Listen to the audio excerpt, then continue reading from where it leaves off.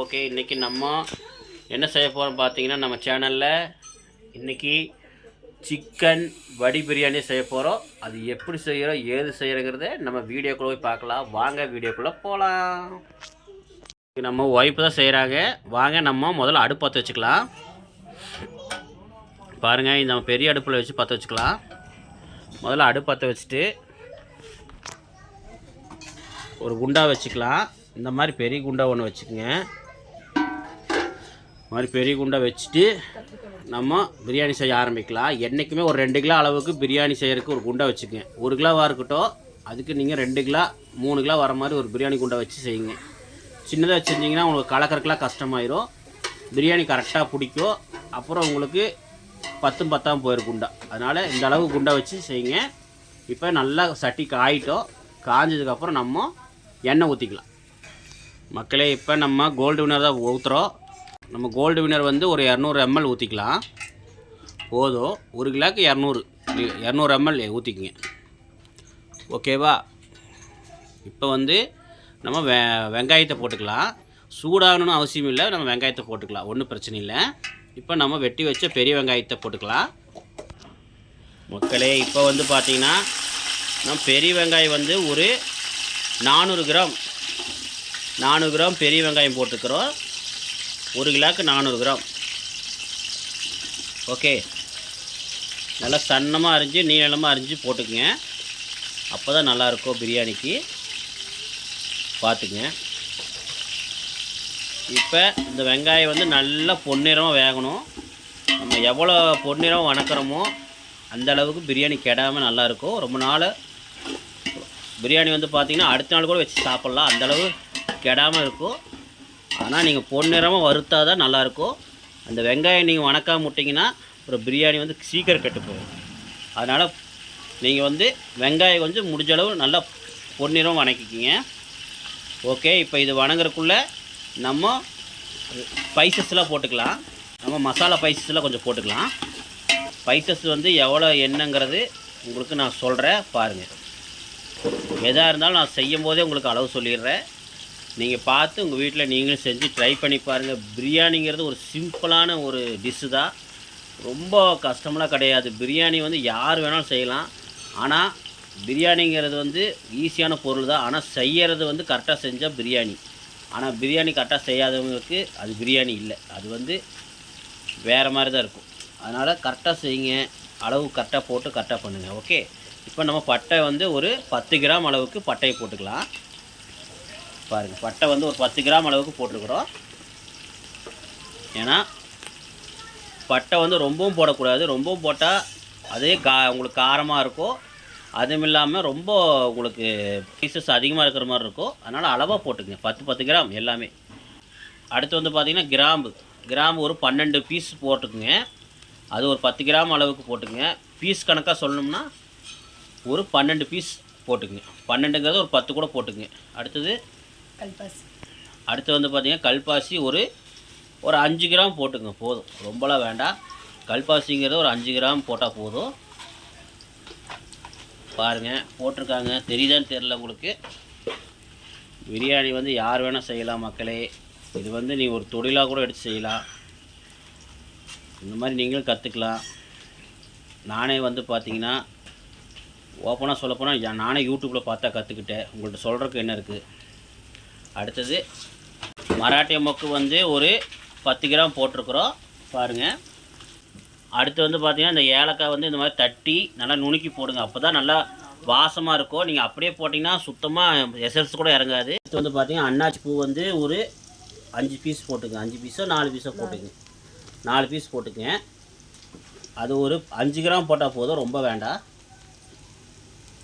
ஏன்னா அது வந்து ஒரு வாசத்துக்காக தான் போடுறோம். அது வந்து நல்லா ஸ்மெல்லுக்காக தான் போடுறோம். நல்லா ஸ்மெல் நல்லாயிருக்கும் அதுக்காக. மக்களே, அடுத்து வந்து பார்த்திங்கன்னா நம்ம பிரியாணி இலை இருக்குல்லங்க, நம்ம பிரியாணி இலையை வந்து ஒரு 5 பீஸு இல்லைன்னா ஒரு 4 பீஸு போட்டுக்குங்க. உங்களுக்கு தேவைன்னா போட்டுங்க, இல்லைன்னா போடாமல் கூட நீங்கள் செஞ்சுக்கலாம். ஓகே.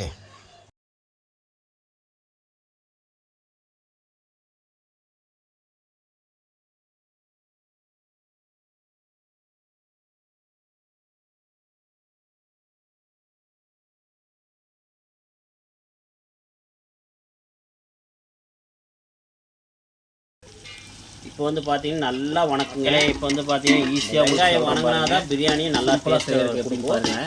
இந்த வெங்காயம் எவ்வளோ பொன்னிறம் வந்து ஒரு 3 கிராம் அரிஞ்சு வச்சுட்டு ஓகே மொத்தமே ஒரு கைப்பிடி இப்போ நல்லா வணங்கட்டும். வணங்கினதுக்கப்புறம் உங்களுக்கு வந்து காட்டுறேன்.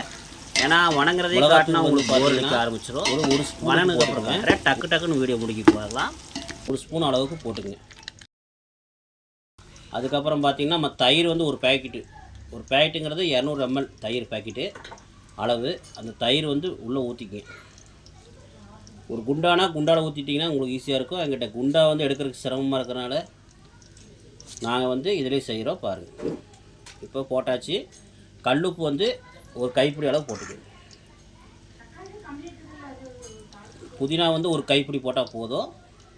கொத்தமல்லி ஒரு கைப்பிடி போட்டால் போதும். அதை கைப்பிடிக்கு போதும் மக்களே. அடுத்து கல்லுப்பு ஒரு கைப்பிடி போட்டுக்கோங்க. கருகு பாருங்கள். கொத்தமல்லி ஒரு கைப்பிடி, புதினா ஒரு கைப்பிடி போட்டாச்சு. கல்லுப்பு ஒரு கைப்பிடி அளவு போதும்.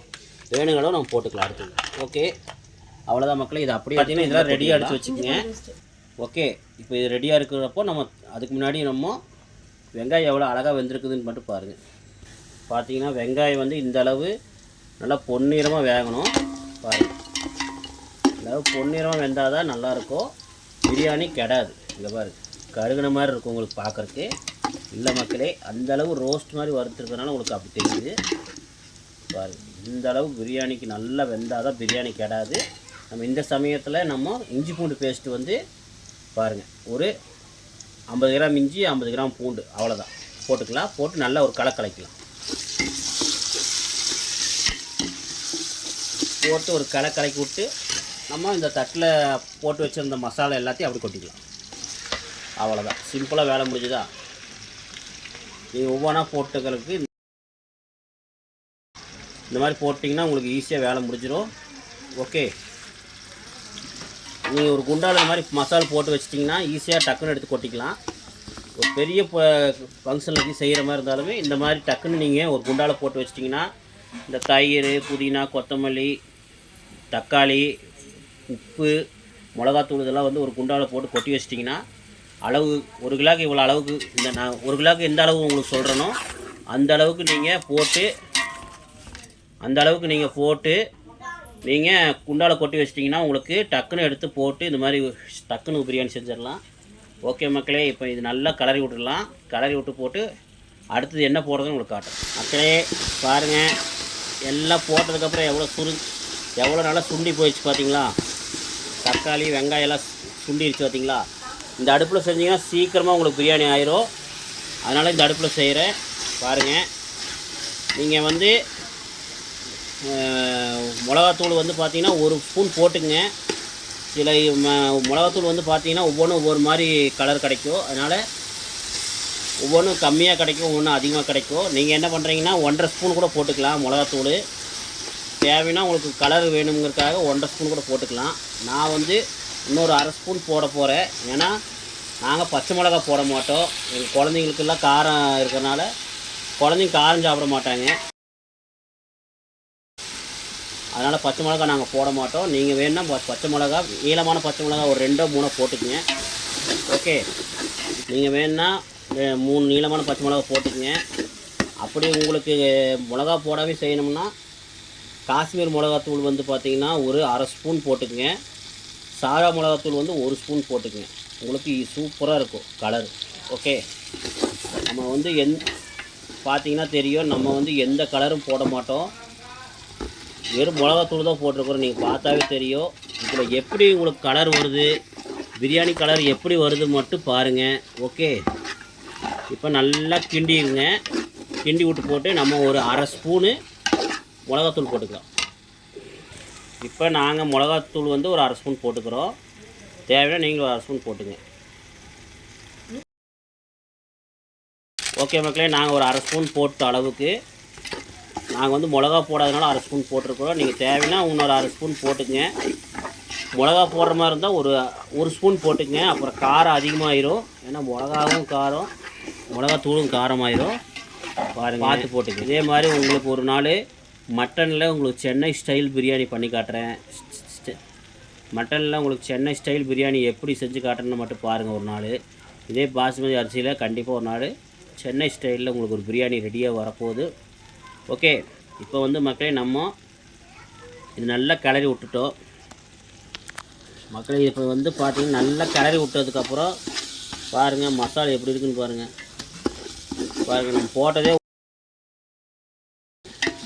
நம்ம போட்டதே 1.5 ஸ்பூனு மிளகாத்தூள் தான். அதுக்கே பிரியாணி கலர் எப்படி வரும்னு நினைப்பீங்க. அது வர வைக்கிறது தான் நம்மளுடைய வீடியோ. பாருங்கள், ஈஸியான செய்யலாம், நீங்களும் செய்யலாம். கெமிக்கல்லாம் போடாமல், கலர் பொடி போடாமல் ஈஸியாக உங்கள் வீட்டில் செய்யலாம். இந்த மாதிரி செஞ்சு கொடுத்தீங்கன்னா உங்கள் வியாபாரம் நல்லா ஓடும். வீட்டில் குழந்தைங்களுக்கு விரும்பி சாப்பிடுவாங்க. ஒரு தொழில் பண்ணுறதா இருந்தால் இந்த மாதிரி செய்யுங்க. இந்த மாதிரி செஞ்சு கொடுத்தீங்கன்னா கஸ்டமரை உங்களை விட்டு போக மாட்டாங்க. ஓகே, இப்போ வந்து நம்ம கறி கழுவி போட்டுக்கலாம். கறி வந்து நான் ஒரு 1.25 கிலோ எடுத்துருக்கிறேன். என்றைக்குமே 1 கிலோ பிரியாணிக்கு ஒரு 1.25 கிலோ 1.5 கிலோ போட்டாலும் தப்பு இல்லை. ஏன்னா கறி எந்த அளவுக்கு போடுறோமோ அந்த அளவுக்கு டேஸ்ட்டாக இருக்கும். ஓகே, முடிஞ்சளவு இந்த மாதிரி காட்டுற பாருங்கள். இந்த மாதிரி பெரிய பீஸாக எடுத்துக்கங்க. ஒரு 50 கிராம் இல்லை ஒரு 100 கிராமுக்குள்ளே இந்த மாதிரி பீஸ் எடுத்து போட்டிங்கன்னா தான் நம்மளுக்கு ஈஸியாக இருக்கும். நம்மளுக்கு வந்து பார்த்திங்கன்னா வாய்க்கு நல்லா கிடைக்கும். ரொம்ப சின்னதாக போட்டிங்கன்னா உங்களுக்கு பார்த்திங்கன்னா வாய் கிடைக்காது. மேக்ஸிமம் ஒரு 50 கிராம் அளவு கரைஞ்சி போய் பீஸ் வெட்டிக்கிங்க. நாங்கள் எப்போயுமே பார்த்திங்கன்னா தோலோடு தான் சாப்பிடுவோம். தோலோடு தான் கோழி வாங்கி வந்து போட்டு செஞ்சு சாப்பிடுவோம். தோலோடு வந்து இன்றைக்கி நாங்கள் வெட்டி வாங்கிட்டு வரல. ஒரே கூட்டமாக இருந்தனால இன்றைக்கி ஒரே கோழி கடையில் ஒரு ரஸ்ஸாக இருந்தனால இன்றைக்கி அவங்க வெட்டித்தர மறந்துட்டாங்க. இன்றைக்கி வேலை கொஞ்சம் அதிகமாக இருக்காலும் வெட்டி கொடுக்க மாட்டேன்ட்டாங்க. அதனால தான் நாங்கள் தோலோடு வாங்காமல் தோல் உரித்து வாங்கிட்டு வந்து போட்டுருவோம். நீங்கள் தோலோடு போட்டு சாப்பிட்டு பாருங்கள், செம்ம டேஸ்ட்டாக இருக்கும் பிரியாணி. தோல் தான் என்றைக்குமே டேஸ்ட் கிடைக்கும். ஓகே, இப்போ இது நல்லா ஒரு 5 நிமிஷம் நல்லா அந்த மசாலா உப்பு எல்லாம் போட்டு கரெக்டாக போட்டுக்குங்க. இது வந்து பார்த்திங்கன்னா ஒரு 5 நிமிஷம் நல்லா வணங்கணும். இப்போ நம்ம உப்பு செக் பண்ணி, உப்பு வந்து அந்த கறியில் பிடிக்கிற அளவுக்கு கொஞ்சம் உப்பு கொஞ்சம் லைட்டாக அதிகமாக இருக்கணும். செக் பண்ணி உப்பு போட்டுக்கலாம். கொஞ்சம் மக்களே இப்போ வந்து பார்த்திங்கன்னா நம்ம உப்பு கொஞ்சம் தேவையான அளவு போட்டுக்கலாம். உப்பு கொஞ்சம் கம்மியாக இருக்குது, அதனால் உப்பு கொஞ்சம் போட்டுக்கலாம். கல்லுப்பு போட்டுங்க மக்களே. என்றைக்குமே ஒரு பிரியாணியாக இருக்கட்டும் எதாக இருந்தாலும் முடிஞ்ச அளவு கல்லுப்பு போட்டு செய்யுங்க, நல்லாயிருக்கும், உடம்புக்கு நல்லது. முடிஞ்சளவு இந்து உப்பு கிடைச்சாலும் போடுங்க, நல்லது, உடம்புக்கு ரொம்ப நல்லது. கடையிலே இருப்போம், டிபார்ட்மெண்ட் ஸ்டோரில் விற்பாங்க. மேக்ஸிமம் கடையிலலாம் கிடைக்காது, டிபார்ட்மெண்ட் ஸ்டோரில் தான் கிடைக்கும். இந்து உப்புன்னு சொன்னிங்கன்னா விற்பாங்க. அது வந்து லைட்டாக சிவப்பு கலராக இருக்கும். அந்த உப்பு வந்து உடம்புக்கு ரொம்ப நல்லது. இப்போ நல்லா நல்லா வந்து பார்த்திங்கன்னா அந்த கறி நல்லா பரட்டுங்க. ஒரு 5 நிமிஷம் நல்லா வணக்கினாதான் உப்பு நல்லா பிடிக்கும், கறிக்குள்ளே பிடிக்கணும். அப்போ தான் நல்லாயிருக்கும். இப்போ வணக்கிட்டு நம்ம தண்ணி ஊற்றும் போது உங்களுக்கு மக்களே இப்போ வந்து பார்த்திங்கன்னா கறி நல்லா ஒரு 5 நிமிஷம் பரட்டியாச்சு, நல்லா ரோஸ்ட் மாதிரி பரட்டியாச்சு. இப்போ வந்து பார்த்திங்கன்னா எந்த அரிசியில் அளக்கணுமோ அந்த அரிசியில் வந்து ஒரு டம்ளர் தண்ணி ஊற்றிக்கிறேன் பாருங்கள். என்னடா வடி பிரியாணி சொல்லிவிட்டு அளந்து ஊற்றுறான்னு நினைக்காதீங்க. என்றைக்குமே அளந்து ஊற்றுனீங்கன்னா உங்களுக்கு கரெக்டாக ஒரு தண்ணி. அதுக்காக சொல்கிறேன், உங்களுக்கு கரெக்டாக வரணுங்கிறதுக்காக சொல்கிறேன். ஓகே, பாருங்கள், இப்போ வந்து இந்த அரிசியில் நாங்கள் அளந்தோம். அந்த அரிசியில் வந்து பாருங்கள், இந்த டம்ளர் தான் நான் அளந்த அரிசியை. அந்த டம்ளரில் வந்து நான் ஒரு டம்ளர் தண்ணி ஊற்றிக்கிறேன். அந்த கறி வேகணும், அதுக்காக தான். இன்னொரு டம்ளர் கூட ஊற்றிக்கலாம். நம்ம அந்த கறி வேகிறதுக்காக 2 டம்ளர் தண்ணி ஊற்றிக்கலாம். ஊற்றி அந்த கறி வந்து நல்லா ஒரு 10 நிமிஷம் வேகணும். அப்போ தான் நம்ம தம்மில் வந்து மீதி வேகும். பஞ்சு மாதிரி இருக்கும் கறி, நல்லா பஞ்சு மாதிரி வேகும் அப்போ தான். ஓகே, அதனால் இதிலே வந்து அரிசி போடுறதுக்கு முன்னாடி ஒரு 10 நிமிஷம் நல்லா தண்ணி ஊற்றி வேக வச்சுருங்க. ஏன்னா அப்போ தான் கறி வந்து நல்லா பஞ்சு மாதிரி வேகும். நீங்கள் பாட்டுக்கு ஒரு 5 நிமிஷம் பரட்டி விட்டு போட்டு தண்ணி ஊற்றி கொதிக்க வச்சு வேக வச்சிட்டிங்கன்னா அதுக்கப்புறம் கறி வந்து நல்லா வேகாது, சக்கையாக இருக்கும், வாய்க்கு ரப்பர் மாதிரி ஆயிரும். அப்புறம் எப்பவுமே ஒரு 10 நிமிஷம் வேக வச்சுருங்க. பிஞ்சு கறியாக இருந்தால் உங்களுக்கு ஒரு 5 நிமிஷம் நல்லா பரட்டி விட்டு போட்டு வேக வச்சுக்கலாம். ஆனால் இது கொஞ்சம் முத்தின கறி தான், அதனால் நம்ம ஒரு 10 நிமிஷம் வேக வச்சிடலாம் தண்ணி ஊற்றி. இப்போ நான் இன்னொரு டம்ளர் தண்ணி ஊற்றி நல்லா ஒரு பரட்டி மூடி போட்டு நான் வேக வச்சிடலாம், வேக வைக்க போகிறேன். அதே மாதிரி நீங்களும் வேக வச்சுக்கணும். பாருங்கள், நல்லா பரட்டி விட்டுட்டு உப்புலாம் கரெக்டாக இருக்குது, பரட்டி விட்டுடுங்க. உப்பு செக் பண்ணிக்கங்க. உப்பு வந்து லைட்டாக சுருக்குன்னு இருக்கணும், கறியில் பிடிக்கிற அளவுக்கு சுருக்குன்னு இருக்கணும். ஓகே, இப்போ வந்து தீ வந்து மீடியமாக வச்சுட்டு நம்ம ஒரு மூடி போட்டு மூடி வச்சுருங்க. அவ்வளோதான் மக்களே, உப்புலாம் கரெக்டாக இருக்குது. இப்போ நம்ம தட்டு போட்டு மூடி வச்சிடலாம். இது வந்து ஒரு 10 நிமிஷம் நல்லா மீடியமாக வச்சுக்கோங்க. ஸ்டவ்வை மீடியமாக வச்சுட்டு வேக வைங்க. ஒரு 10 நிமிஷம் நல்லா வேகட்டும். அப்படியே அது இந்த தண்ணியெலாம் கொதிக்கும் போது பார்த்திங்கன்னா உங்களுக்கு அப்படியே மசாலா வந்து உங்களுக்கு அந்த கறியில் வந்து நல்லா ஏறி உங்களுக்கு நல்லா ஜம்முன்னு உங்களுக்கு ஸ்பைசஸாக வந்துடும். நல்லா உங்களுக்கு அந்த மசாலெலாம் வந்து உங்களுக்கு கறியில் பிடிச்சி உங்களுக்கு நல்லா ஜூஸியாக வரும் பிரியாணி. அதனால் கொஞ்சம் ஒரு 10 நிமிஷம் நல்லா இதமான சூட்டில் அப்படியே கொதிக்கிட்டோம். நான் உங்களுக்கு 10 நிமிஷம் கழித்து திறந்து காட்டுறேன் பாருங்க. நீங்களும் ஒரு 10 நிமிஷம் நல்லா வேக. இப்போ வந்து பார்த்தீங்கன்னா கறி நல்லா 10 நிமிஷம் வெந்துருச்சு பாருங்கள். நல்லா 10 நிமிஷம் வெந்துருச்சு. நாங்கள் என்ன பண்ணிக்கிறோன்னா, நாங்கள் இந்த அடுப்பில் செய்கிறனால ஒரே ஒரு அடுப்பாக இருக்கிறனால நாங்கள் வந்து கறி நல்லா வெந்த குண்டா எடுத்து கீழே வச்சுட்டு பாருங்கள், அரிசி வடிக்கிறதுக்காக நாங்கள் இந்த மாதிரி ஒரு 2 கிலோ அளவுக்கு இந்த மாதிரி குண்டா எடுத்துங்க. இந்த மாதிரி 2 லிட்டர் தண்ணீர் ஊற்றுற அளவுக்கு இந்த குண்டா எடுத்துங்க. குண்டா எடுத்துகிட்டு அதில் 1 லிட்டர் தண்ணி ஊற்றிக்குங்க. ஊற்றி கொதிக்க விட்ருங்க. நல்லா கொதிக்கணும். நம்ம அரிசி வந்து இதில் வந்து நம்ம அரிசி வந்து வேக வைக்கிறதுக்காக தண்ணி வச்சுருக்குறோம். தண்ணியில் வந்து ஒரு 5 வந்து புதினா போட்டிருக்கோம், 5 தலை. அப்புறம் வந்து பார்த்திங்கன்னா ஒரு ஏலக்காய் ஒரு 3 4 போட்டிருக்குறோம், தட்டி போட்டிருக்குறோம். நல்லா அந்த அரிசி வந்து நல்லா வாசமாக இருக்கும், நல்லாயிருக்கும். நம்ம வடித்து போடும்போது நல்லாயிருக்கும், நல்லா ஸ்மெல் நல்லாயிருக்கும். அதுக்காக நான் வந்து ஏலக்காயும் புதினாவும் போட்டிருக்குறோம். வேணால் கொத்தமல்லி கொஞ்சம் போட்டுக்கலாம். இதில் வந்து கலர்லாம் போட வேண்டாம். இந்த மாதிரி செய்யுங்க, சூப்பராக இருக்கும். ஓகே, இப்போ நல்லா இது கொதிக்கிட்டோம். நம்ம கொதிச்சதுக்கப்புறம் நம்ம அரிசி போட்டுக்கலாம். தனியாக இந்த மாதிரி குண்டா வச்சு பண்ணிக்கங்க. முடிஞ்ச அளவு குண்டா கொஞ்சம் அகலமாக எடுத்துக்கங்க. ரொம்ப சின்னதாக எடுத்துட்டிங்கன்னா அரிசி போடும்போது உங்களுக்கு பத்தாமல் போயிடும். இந்த மாதிரி நல்லா ஒரு 2 கிளாஸ் சமைக்கிற மாதிரி 2 கிளாஸ் சாப்பாடு சமைக்கிற மாதிரி குண்டா எடுத்துக்கங்க. ஓகே, இப்போ நல்லா தண்ணி கொதிச்சதுக்கப்புறம் நம்ம அரிசி போட்டுக்கலாம். மக்களே, இப்போ வந்து பார்த்திங்கன்னா நம்மளுக்கு தண்ணி வருங்க, கொதிக்குதா, நல்லா தளன்னு கொதிச்சாதான் மக்களே. இப்போ வந்து பாருங்கள், தண்ணி நல்லா கொதிச்சிருச்சு. இப்போ நல்லா கொதிச்சிருச்சு. இப்போ வந்து நம்ம அரிசி போட்டுக்கலாம். பாருங்கள், நம்ம ஏற்கனவே ஊற வச்சுருந்தோம். நீங்கள் வந்து என்ன பண்ணுறீங்கன்னா, பிரியாணி செய்ய ஆரம்பிக்கும் போதே இந்த மாதிரி ஒரு குண்டால் அரிசி போட்டு தண்ணி ஊற்றி ஊற வச்சுருங்க. அதுக்கப்புறம் நல்லா 2 தடவை கழுவி நம்ம அரிசி உள்ளே போட்டுக்குங்க.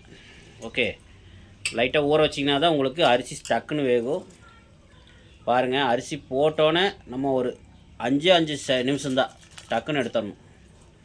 5 நிமிஷம் கூட வேண்டியதில்லை, மேக்ஸிமம் ஒரு 3 நிமிஷம் அதுக்குள்ளே நீங்கள் அரிசியை எடுத்துடலாம், வடிச்சிடலாம். ஓகே, முடிஞ்ச அளவு இந்த சுடுதண்ணி எடுத்து நம்ம கறிக்கு ஊற்றி கறி கொதிக்க வச்சுக்கோங்க. நம்மக்கிட்ட ஒத்தடுப்பு இருக்கிறனால நான் சுடுதண்ணி 2வது காய வைக்க வேண்டியதாக போச்சு. நீங்கள் 2 அடுப்பு இருக்கிற மாதிரி செஞ்சிங்கன்னா, ஒன்றில் சுடுதண்ணி, ஒன்றில் வந்து அரிசி வேக வச்சுக்கங்க. அந்த அரிசி வேக வச்ச தண்ணி எடுத்து ஊற்றிக்கிங்க. அப்போ உங்களுக்கு டக்குன்னு கறி வெந்துடும். உங்களுக்கு வந்து நல்லா மசாலா நல்லா டக்குன்னு ஹெவியாக ஆகிரும். இப்போ அரிசியெல்லாம் போட்டாச்சு. இப்போ போட்டு ஒரு 3 நிமிஷம்தான் நல்லா வெந்தோடனே டக்குன்னு நம்ம வடித்து தூக்கி நம்ம பிரியாணி குண்டால போட்டுக்கலாம். ஓகே, எப்படி போடுறேன்னு பாருங்கள். இப்போ நல்லா ஒரு 3 நிமிஷம் மட்டும் வெந்துட்டோம் மக்களே. இப்போ வந்து நம்ம அரிசிக்கு கொஞ்சம் உப்பு போட்டுக்குங்க. நம்ம பிரியாணிக்கு உப்பு போட்டிருந்தோம். இப்போ இந்த அரிசி கொஞ்சம் உப்பு போட்டுக்குங்க. இதுலேயும் லைட்டாக கொஞ்சம் சுருக்குன்னு இருக்கணும். ஓகே, பாருங்கள், லைட்டாக மெதுவாக பூ போல் கிளறி விடணும். ரொம்ப கலர்னிங்கன்னா, ஃப்ரெஷ்ஷாக கலர்னிங்கன்னா அரிசி உடஞ்சிரும். ஓகே, இப்போ கல்லுப்பு வந்து ஒரு அரை கை அளவு போட்டிருக்கிறேன். அரை கைனா ஒரு 2.5 ஸ்பூன் கணக்காக போட்டுங்க. உங்களுக்கு எவ்வளோ அரிசிக்கு வந்து லைட்டாக சுருக்குன்னு இருக்கிற அளவுக்கு உப்பு போட்டுங்க. உங்களுக்கு தேவையான அளவு போட்டுங்க. ஏன்னா உப்பு வந்து எவ்வளோ தேவைன்னு நான் சொல்ல முடியாது. உங்களுக்கு தேவை எவ்வளோ போடுதோ அது எவ்வளோ போட்டுங்க. லைட்டாக சுருக்குன்னு இருக்கணும். ஓகே, இப்போ மெதுவாக பூ போல் கிளறி விட்ருங்க. உப்பு போட்டதுக்கப்புறம் கிளறி விட்டு ஒரு 3 செகண்டு கொதிச்சா போதும். வீட்டில் இந்த மாதிரி வலை மாதிரி குண்டாக இருந்ததுன்னா இந்த மாதிரி எடுத்து வச்சுங்க வடிக்கிறதுக்கு. பாருங்கள், நம்ம அதில் தான் வடிக்கிறோம்.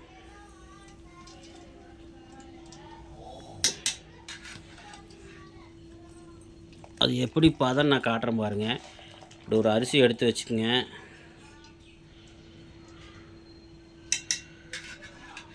பாருங்கள் இந்த மாதிரி ஒரு அரிசி எடுத்து இப்படி பண்ணிங்கன்னா அழகாக உடையுதா, அவ்வளோதான். உள்ளே லைட்டாக அரிசியாக இருக்கணும், மேலே லைட்டாக வெந்திருக்கணும், அவ்வளோதான் பதம். பாருங்கள், மறுபடியும் காட்டுறேன் பாருங்கள். இப்படி பண்ணிங்கன்னா ப்ரெஸ் பண்ணிங்கன்னா உடஞ்சிடணும், அவ்வளோதான். ஓகே, இப்போ நம்ம வடித்ததுக்கப்புறம் பிரியாணிலே நம்ம அரிசி வேக வச்ச தண்ணி வந்து கீழே ஊற்றிடாதீங்க, அது வச்சுக்குங்க. அது வந்து நம்ம தம் போடுறதுக்கு யூஸ் ஆகிக்கும். தண்ணி வந்து நம்மளுக்கு பிரியாணிக்கு ஊற்றுறதுக்கு கரெக்டாக இருக்கும். ஓகே, இப்போ வந்து நம்ம பிரியாணி குண்டா எடுத்து அடுப்பில் வச்சுக்கலாம். மக்களே, நம்ம பிரியாணி குண்டா வச்சாச்சு, பார்த்தீங்கன்னா தெரியும். இப்போ நம்ம ஒரே அடுப்பாக இருக்கிறனால நம்ம கீழே இறக்கி வச்சு அரிசி வேக வச்சோம். அதனால் மறுபடியும் எடுத்து வச்சனால கொஞ்சம் ஆறி போச்சு, பார்த்தா தெரியும் மசாலு. கொஞ்ச நாள் நல்லா சூடாகட்டும், அதுக்கப்புறம் நம்ம அரிசி போட்டுக்கலாம். ஓகே, அது அரிசி போகிறதுக்கு முன்னாடி நம்ம 2 டம்ளர் தண்ணி ஊற்றிருக்கிறோம். உனி நம்ம வந்து அரிசி வந்து எவ்வளோ டம்ளர் போட்டோமோ அதுக்கு டபுளாக நம்ம தண்ணி ஊற்றணும். அரிசி வந்து 4 டம்ளர் அரிசி இருந்தது, இப்போ நம்ம 8 டம்ளர் தண்ணி ஊற்றணும். நம்ம ஏற்கனவே 2 டம்ளர் ஊற்றியாச்சு, உனி 6 டம்ளர் தண்ணி ஊற்றினா ஓகே, நம்மளுக்கு ஈஸியாக சாப்பாடு ஆயிரும். இன்றைக்கி முடிஞ்சாலும் அளந்தே ஊற்றிக்கிங்க, ஏன்னா நம்மளுக்கு ரொம்ப தண்ணி ஆயிடுச்சுன்னா கொலை. இப்போ மறுபடியும் நம்ம தண்ணி ஊற்றிக்கலாம். ஏற்கனவே 2 டம்ளர் ஊற்றியாச்சு, இப்போ 8 டம்ளர் தண்ணிக்கு நம்ம 6 டம்ளர் தண்ணி ஊற்றிக்கலாம். ஓகே, பாருங்கள், சுடு தண்ணி ஊற்றினீங்கன்னா டக்குன்னு உங்களுக்கு சூடாயிரும், டக்குன்னு சீக்கிரமாக பிரியாணி ஆயிரும். நீங்கள் பச்சை தண்ணி ஊற்றினீங்கன்னா கறி வந்து உங்களுக்கு கொலை ஆயிரும், அப்புறம் பிரியாணி நல்லா இருக்காது, டேஸ்ட் கிடைக்காது. முடிஞ்சாலும் தண்ணி ஊற்றிடுங்க. ஓகே மக்களே, இப்போ தண்ணி ஊற்றியாச்சு, நல்லா கொதிக்கிட்டோம். கொதிச்சதுக்கப்புறம் நம்ம அரிசியை போட்டுக்கலாம். மக்களே, உப்பு வந்து செக் பண்ணிக்கங்க கையோட. கொதிச்சதுக்கப்புறம் உப்பு செக் பண்ணிக்கங்க. என்றைக்குமே உப்பு வந்து பார்த்தீங்கன்னா டக்குன்னு இப்படி மேலாப்பில் எடுத்து பார்க்கக்கூடாது. பாருங்கள், எண்ணெயாக இருக்கிறனால உப்பு அதிகமாக இருக்கிற மாதிரி இருக்கும். நம்ம இப்படி கொஞ்சம் தள்ளி விட்டு போட்டு, எண்ணெயெலாம் கொஞ்சம் தள்ளி விட்டு போட்டு, அந்த அடியில் இருக்கிற தண்ணி தான் வந்து நம்ம பார்க்கணும். இதுக்கு லைட்டாக அந்த எண்ணெயை மட்டும் கொஞ்சம் தள்ளி விட்டு போட்டு அந்த தண்ணி மட்டும் எடுத்து நம்ம பார்த்தா கரெக்டாக தெரியும் உப்பு அப்படி இருக்குன்னு. இப்போ உப்பு செக் பண்ணிக்கலாம். மக்களே, மறுபடியும் நம்ம ஒரு 2 ஸ்பூன் அளவுக்கு உப்பு போட்டுக்கலாம். ஏன்னா உப்பு வந்து என்றைக்குமே சுருக்குன்னு இருக்கணும், அப்போ தான் கரெக்டாக இருக்கும். ஏன்னா நம்ம ஏற்கனவே அரிசியில் உப்பு போட்டிருக்கிறோம், வேக வைக்கும்போது அரிசி வேக வைக்கும்போது உப்பு போட்டிருக்கிறோம். அதனால் இதுலேயும் கொஞ்சம் சுருக்குன்னு இருக்கணும், அரிசி வேக வைக்கிற தண்ணிலையும் சுருக்குன்னு இருக்கும். நல்லா மிக்ஸ் பண்ணி விட்ருங்க. நல்லா கொதிச்சதுக்கப்புறம் நம்ம அரிசி போட்டுக்கலாம். நம்ம அரிசி போட்டு மறுபடியும் செக் பண்ணி பார்த்துக்குவோம். ஏன்னா உங்களுக்கு டவுட்டாக இருந்ததுன்னா அரிசி போட்டதுக்கப்புறம் செக் பண்ணி பார்த்தீங்கன்னா அரிசி நல்லா உப்பு பிடிச்சதுக்கப்புறம் கரெக்டாக உப்பு இருக்கா இல்லைன்னு தெரிஞ்சிடும். ஓகே, இப்போ நல்லா நம்ம அரிசி போட்டுக்கலாம். அரிசி வந்து சென்டராக போட்டுக்குங்க, சென்டரில் போட்டு கொட்டி விட்ருங்க. பாருங்கள், இந்த மாதிரி போட்டுக்குங்க. போட்டு ஒரு தட்டு தட்டினீங்கன்னா சைடில் இருக்கிற அரிசிலாம் வந்து நம்மளுக்கு உள்ளே வந்துடும். அவ்வளோதான். அப்படி தட்டினீங்கன்னா உங்களுக்கு அரிசிலாம் உளுந்துடும், ஈஸியாக உங்களுக்கு இதாயிரும். பாருங்கள், இப்படி போட்டதுக்கப்புறம் நல்லா பரட்டி விட்ருங்க. இப்போ எப்படி தம் போடுறதுன்னு சொல்கிறேன் பாருங்கள். மக்களை, உப்புலாம் செக் பண்ணியாச்சு. அதுக்கப்புறம் பார்த்திங்கன்னா நம்ம அரிசி மட்டை பண்ணிவிட்டு மூடி ஒன்று வச்சு நம்ம இந்த அரிசி வேக வச்ச தண்ணி இருக்குல்லங்க, சுடுதண்ணி எடுத்து மேலே வச்சுக்கலாம் தம்முக்கு போடுறதுக்காக. இப்போ வந்து சைடில் வந்து இப்போ வந்து தீ வந்து சன்னமாக வச்சுக்கோங்க. சன்னமாக வச்சுட்டு ஒரு 5 நிமிஷம் கழித்து தீ சன்னமாக வச்சுட்டு ஒரு 10 நிமிஷம் கழித்து நம்ம பார்க்கலாம். சைடில் நம்மளை சுற்றி புகை வரும். புகை வரும்போது எடுத்து விட்டு லைட்டாக ஒரு கிளறி விட்டு போட்டு மறுபடி ஒரு 10 நிமிஷம் மகளே 10 நிமிஷம் நல்லா தீயை மீடியமாக வச்சுட்டு உங்களுக்கு மேலே அரிசி கழுவுன தண்ணி எடுத்து மேலே வச்சுருங்க. ஒரு தட்டை போட்டு மூடி வச்சு அரிசி கழுவுன தண்ணி மேலே வச்சுட்டு அரிசி வேக வச்ச தண்ணி எடுத்து மேலே வச்சுருங்க. சுடு தண்ணி எடுத்து மேலே வச்சுருங்க. வேக வச்சிட்டிங்கன்னா உங்களுக்கு ஒரு 10 நிமிஷம் நல்லா வேக வைங்க. சைடில் உங்களுக்கு புகை வரும்போது எடுத்துடலாம். சைடில் உங்களுக்கு புகை வரும். புகை வந்ததுன்னா உங்களுக்கு ஒரு மறுபடி ஸ்பீடாக வச்சு ஒரு 5 நிமிஷம் ஸ்பீடாக வச்சு விட்டு ஆஃப் பண்ணிடலாம். அவ்வளோதான், உங்களுக்கு பிரியாணி ரெடி. எப்படின்னு காட்டுறேன் பாருங்கள். நம்மளுக்கு இங்கே முடிஞ்சாலும் இதுதான் நம்மளுக்கு கஷ்டமான ஒரு இது பிரியாணிலேயே. அரிசி தண்ணி கரெக்டாக இருக்கணும். அரிசி கரெக்டாக போட்டு நம்மளுக்கு பிரியாணி அரிசி நல்லா வேக வைக்கிற அரிசி வந்து கரெக்டாக உங்களுக்கு சேமியா மாதிரி வரணும். அப்போ தான் உங்களுக்கு பிரியாணி நல்லாயிருக்கும். கொலன்னு ஆச்சுன்னா உங்களுக்கு பிரியாணி நல்லா இருக்காது. இதுதான் கரெக்டாக நீங்கள் பண்ணுற வேலை. பாருங்கள் மக்களே, பார்த்தீங்கன்னா தெரியும் நான் வந்து பிரியாணி அரிசி மட்டம் பண்ணிவிட்டு அதுக்கப்புறம் பார்த்தீங்கன்னா நான் ஒரு தட்டு போட்டு மூடி வச்சுட்டு நம்ம அரிசி வேக வச்ச சுடுதண்ணி எடுத்து மேலே வச்சுட்டேன். தீ வந்து ஒரு 10 நிமிஷம் ஸ்பீடு ஹை ஸ்பீடில் வச்சு விட்ருங்க. பாருங்கள், நல்லா ஹை ஸ்பீடில் வச்சு விட்டிங்கன்னா ஒரு 10 நிமிஷம் நல்லா உங்களுக்கு தண்ணியெலாம் நல்லா சுண்டி உங்களுக்கு சைடில் புகை வர ஆரம்பிச்சிடும். புகை வந்துச்சுன்னா ஓகே, உங்களுக்கு பிரியாணி பாதியளவு வந்துச்சுன்னு அர்த்தம். அதுக்கப்புறம் தீ ஸ்லோவாக வச்சு விட்டு தீ ஸ்லோவாக வச்சு விட்ருங்க. ரெண்டாவது ஸ்லோவாக தீயை வச்சு விட்டு திறக்காமல் ஒரு தீயை வந்து ஸ்லோவாக வச்சு விட்டு ஒரு 5 நிமிஷம் வேக வச்சிட்டிங்கன்னா உங்களுக்கு 5 நிமிஷம் தம்மு விட்டிங்கன்னா ஒரு 5 நிமிஷம் வந்து தீ சன்னம் பண்ணி ஒரு 5 நிமிஷம் விட்டிங்கன்னா உங்களுக்கு சூப்பரான பிரியாணி ரெடி. பாருங்கள், இதுதான் உங்களுக்கு ரொம்ப ரொம்ப பிரியாணிலேயே வந்து கரெக்டாக செய்யணும். இது வந்து கரெக்டாக பண்ணலைன்னா உங்களுக்கு அரிசி குழஞ்சுன்னா களி மாதிரி ஆயிரும். கரெக்டாக பண்ணணும். இப்போ பாருங்கள் எப்படி நான் பிரியாணி வந்து கரெக்டாக சேமியா மாதிரி கொண்டு வரணும்னு போட்டு பாருங்கள் மக்களே. ஒரு 10 நிமிஷம் நல்லா ஹை ஸ்பீடில் வச்சு விட்டேன். இப்போ ரெண்டாவது வந்து பார்த்தீங்கன்னா ஹை ஸ்பீடு வைக்காதீங்க, மீடியமாக வச்சுங்க. இந்த பெரிய அடுப்பில் செய்யும்போது மீடியமாக வச்சுங்க. ஏன்னா சின்ன அடுப்பில் செய்யும்போது ஹை ஸ்பீடில் வச்சுக்கலாம். நம்ம பெரிய அடுப்பில் செய்யும்போது ரொம்ப தீ வரும். அதனால் மீடியமான ஸ்பீடில் வச்சு நம்ம ஒரு 10 நிமிஷம் விட்டாச்சு. அதுக்கப்புறம் இப்போ தீ நம்ம ஒரு 5 நிமிஷம் விட்ருக்குறோம். ஒரு 5 நிமிஷம் தம் ஆச்சுன்னா முடிஞ்சது, நம்மளுக்கு பிரியாணி ரெடி. வாங்க நம்ம எப்படி பிரியாணி ஆயிருக்குன்னு பார்க்கலாம். இதுக்கு மட்டும் நீங்கள் கரெக்டாக பிரியாணி தம் போட்டிங்கன்னா நீங்கள் தான் கரெக்டான பிரியாணி மாஸ்டர். ஓகே, வாங்க மக்களே, இப்போ நம்ம தம் ஆனதுக்கப்புறம் பார்க்கலாம். மக்களே, ரெண்டாவது நம்ம தீ சனமாக வச்சு மறுபடியும் ஒரு 5 நிமிஷம் விட்டோம். பாருங்கள், இப்போ ஒரு 5 நிமிஷம் ஆயிடுச்சு. வாங்க நம்ம எடுத்து பார்க்கலாம் எப்படி பிரியாணி ஆயிருக்குன்னு பார்க்கலாமா? வாங்க நம்ம சூப்பரான சுவையான பிரியாணி திறக்கிறோம். பாருங்கள், நீங்களே பார்த்துக்குங்க. மாயமில்லை மந்திரமில்லை, எப்பயும் சொல்கிற மாதிரி தான். நாங்கள் வந்து எந்த கலர் பொடியும் போடல, எந்த கெமிக்கலும் போடல. பார்த்துங்க, வெறும் மிளகாத்தூள் மட்டும் போட்டு பிரியாணி ஆகிருக்குதுன்னா பார்த்துக்குங்க. பாருங்கள் இப்போ வந்து லைட்டாக இப்படி எடுத்து விட்டு திருப்பி போட்டுக்குங்க. ஏன்னா ரப்பாக இருக்கும் அந்த இடம்லாம் உங்களுக்கு கொஞ்சம் இதாட்டம் ஆயிரும். அதுக்காக தான். பார்த்தீங்கன்னா தெரியும். அவ்வளோதான். இப்போ கறி இருக்கான்னு பார்க்கலாமா? வாங்க பாருங்கள், கறி இருக்கான்னு. இங்கே பாருங்க, சுத்தமாக கருகலை. நீங்கள் வேணால் பார்த்துங்க. பார்த்தீங்கன்னா தெரியும், சுத்தமாக கருகலை. பார்த்தீங்களா? இங்கே பாருங்க, நீட்டாக உங்களுக்கு பிரியாணி ஆயிடுச்சா? அரிசி ஒன்று எப்படி பாருங்கள், நீளமாக இருக்கா? அப்படியே சேமியா மாதிரி இருக்கும், பார்த்தாவே தெரியும். அவ்வளோதான். இப்போ நம்ம ஒரு 10 நிமிஷம் மூடி விட்டு மறுபடியும் ஒரு 10 நிமிஷம் மேலே தண்ணி வச்சு ஒரு 10 நிமிஷம் விட்டிங்கன்னா அந்த ஸ்டவ் ஆஃப் பண்ணி விட்டுட்டு ஒரு 10 நிமிஷம் அந்த சுடுதண்ணி எடுத்து மேலே வச்சு விட்டிங்கன்னா ஒரு 10 நிமிஷம் கழித்து பார்த்தீங்கன்னா உங்களுக்கு நல்லா உங்களுக்கு அந்த இன்னும் இருக்கிற தண்ணி இன்னும் கொஞ்சம் தண்ணியெல்லாம் லைட்டாக இருக்கிறதெல்லாம் இஞ்சி உங்களுக்கு நல்லா சேமியா மாதிரி நல்லா ஜம்முன்னு ஆயிரும். ஓகே, அவ்வளோதான் பிரியாணி. வாங்க நம்ம இப்போ சர்வ் பண்ணிவிட்டு உங்களுக்கு காட்டுறேன்.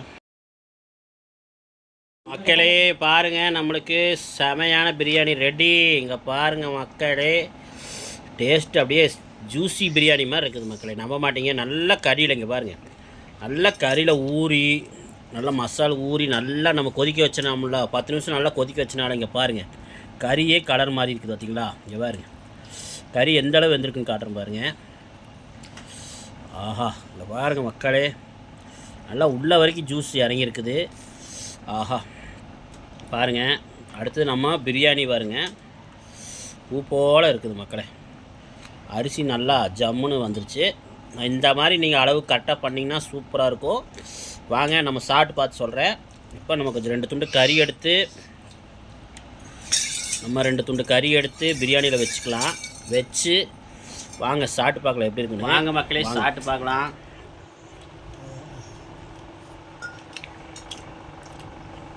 கடையில் கூட இந்த மாதிரி சாப்பிட முடியாது. கடையில் அதோட டேஸ்ட் இருக்குமான்னு தெரில, இருக்கும். ஆனால் அது எப்படி செய்வான்னு தெரியாது. நம்ம கண் முன்னே செஞ்சு சாப்பிட்றோம், நல்லாயிருக்கு. இதே மாதிரி நீங்கள் ட்ரை பண்ணி பாருங்கள். பாப்பா எப்படி இருக்குது? சரி தம்பி எப்படி இருக்குது? சூப்பராக இருக்குது. இதே மாதிரி செஞ்சு பாருங்க எப்படி இருக்கும். ஓகே, எல்லோரும் சொன்ன மாதிரி கேட்டிங்களா? நீங்களும் செஞ்சு சாப்பிடுங்க. நாங்கள் சாப்பிட்ற மாதிரி நீங்களும் கண்டிப்பாக செஞ்சு சாப்பிட்டு சூப்பராக இருக்குன்னு கமெண்ட் சொல்லுங்க நினைக்கிறேன். கண்டிப்பாக கமெண்ட்டில் சொல்லுங்கள். ஓகே மக்களே, இதே மாதிரி ஒரு நல்ல ஒரு வீடியோவில் சந்திக்கலாம். அது வரைக்கும் உங்களிடம் விடைபெறுவது உங்கள் பிரியாணி மாஸ்டர் மணிகண்டன். பாய் மக்களே.